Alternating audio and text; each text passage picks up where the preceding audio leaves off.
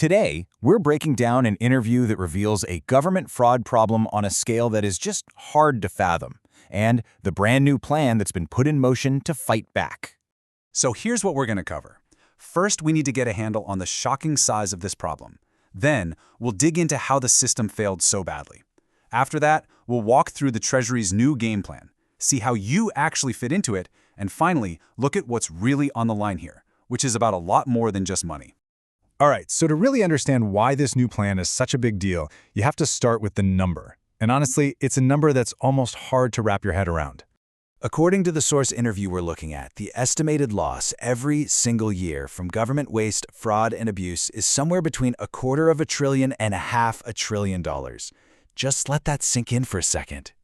And you know, the source doesn't pull any punches here. This isn't just called waste or mismanagement. The word used is looting. An outright looting of American taxpayer money. To put that number into perspective, that upper-end figure, well, it works out to about 10% of the entire U.S. federal budget, an absolutely staggering drain on public funds. So, you hear that number, and the next question that just pops into your head is, how? How on earth did we get here? How is a problem of this size even possible?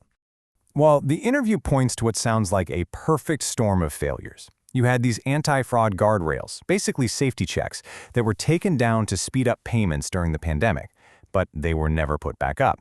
On top of that, key investigators were apparently let go. But maybe the biggest vulnerability of all was just a massive failure to communicate. And this really gets to the heart of it. You had major departments like Health and Human Services, the Treasury, and Homeland Security operating in their own little worlds. They weren't talking to each other. So you had all this critical information that could have flagged fraud just sitting there, completely unused. The new approach is all about tearing down those walls.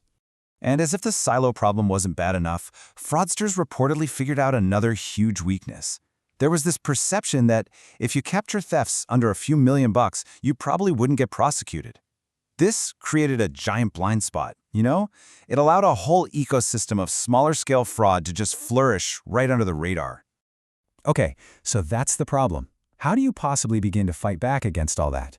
Well, the Treasury has a new playbook, and it's specifically designed to tackle these exact issues. This isn't just about small changes, it's a total shift in strategy. And here's the absolute key. The whole focus is shifting. Instead of trying to do the incredibly difficult work of clawing money back after it's been stolen, the new goal is all about proactive prevention. It's about stopping the money from ever getting out the door at all.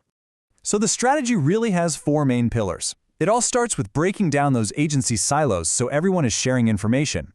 Then, they're launching a do-not-pay system to track payments in real time. Next, they'll use data from banks to spot red flags. And finally, they're bringing back the expert human investigators who were allegedly let go. Now, a really critical piece of this puzzle are these SARs, or Suspicious Activity Reports. Anytime a bank spots a weird transaction, they have to file one of these reports. The big idea here is to overlay this giant database of red flags on top of all government payments to, finally connect the dots. But what's really fascinating about this whole new playbook is that it's not just an inside the government thing. They are actually extending an invitation directly to the American public to get involved. The Treasury is literally adopting the famous "see something, say something" motto. They are directly asking regular citizens to be the eyes and ears on the ground and to report anything that looks fishy in their own communities. And this isn't just some vague request either. It's a real formalized program. They've set up a brand new whistleblower portal right on the Treasury's website where anyone can go and confidentially submit a tip. And to make it a really powerful incentive, they're offering a significant financial reward. A bounty, really. If your tip leads to the government getting stolen money back, you can get anywhere from 10 to 30% of that amount. And according to the source, this new call to action is already getting a pretty big response. The program has apparently already received over 700 tips from citizens. But as we get to the real heart of the matter, the source makes it really clear that this fight is about so much more than just getting back billions of dollars. It's about something way more fundamental to how our country works. And here's the core argument. When people see this kind of widespread fraud going unpunished, it just eats away at the basic trust that holds the society together. So the ultimate goal here isn't just about the money, it's about rebuilding that trust. So at the end of the day, winning here isn't just about counting arrests or dollars recovered. It's about making sure that money gets to the people who desperately need it. It's about making fraudsters actually fear getting caught. And ultimately, it's about reaffirming that essential bond of trust between a government and its people. And that really leaves us with the big question, doesn't it?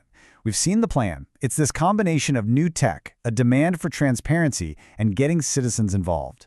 But is this multi-front war actually going to be enough to finally turn the tide on a $500 billion problem? That is what we're all going to have to wait and see.